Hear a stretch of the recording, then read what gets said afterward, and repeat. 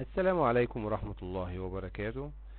النهاردة هنتكلم عن درس جديد بعنوان العلاقات بين الزوايا للصف الأول الإعدادي. هنتكلم النهاردة عن الزاويتان المتتامتان. زاويتان متتامتان يعني هما عبارة عن زاويتان مجموع قياسهما 90 درجة.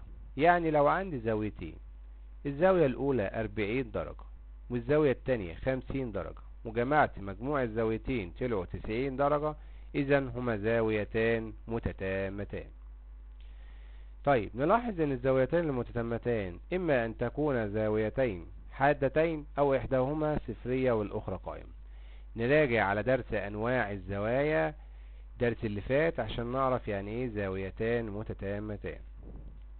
طيب تاني حاجة عندي متممات الزاوية الواحدة أو الزاوية المتساوية في القياس بتكون متساوية في القياس.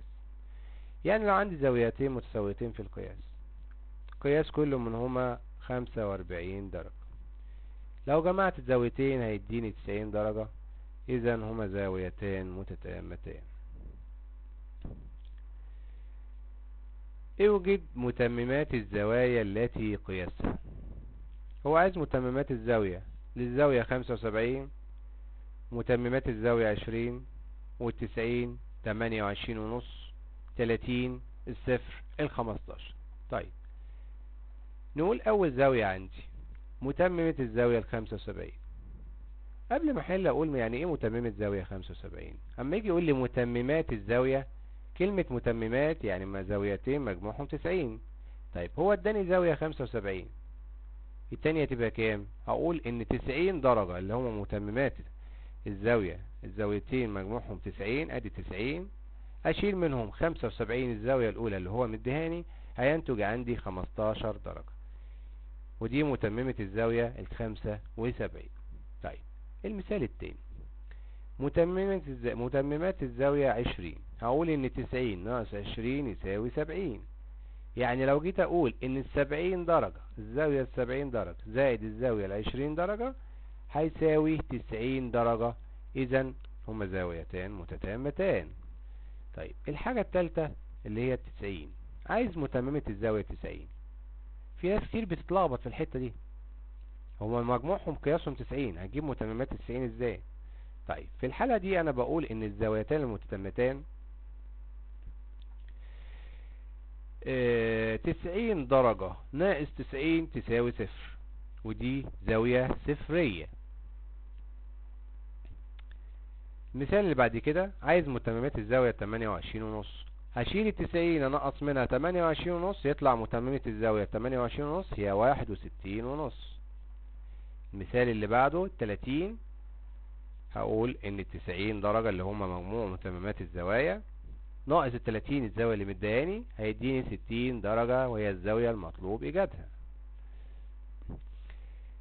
عندي بعد كده الزاوية الصفرية. هو عايز متممة الزاوية الصفرية، هقول ان 90 ناقص صفر يساوي 90. اخر زاوية عندي وهي الزاوية 15 عايز هو متممتها، هقول ان 90 ناقص 15 تساوي 75. قبل ما نقفل الدرس ده لازم نعرف يعني اول ما يقول متممات الزوايا، اذا انا عندي زاويتين مجموع قياسهم 90، يبقى في الحالة دي اما يبقى عايز يديني الزاوية 15 عايز متممة الزاوية بتاعتها، اقول ان 90 اللي هي مجموع متممات الزوايا ناقص الزاوية اللي هو مداني يطلع الزاوية المطلوبة. اكمل.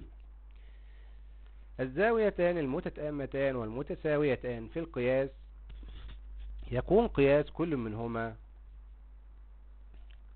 لو بصينا كده عندي زاويتين قد بعض، عندي زاوية س وعندي زاوية ص متساويتان في القياس، اذا س زائد ص بتساوي 90، يعني مجموع الاتنين بيساوي 90.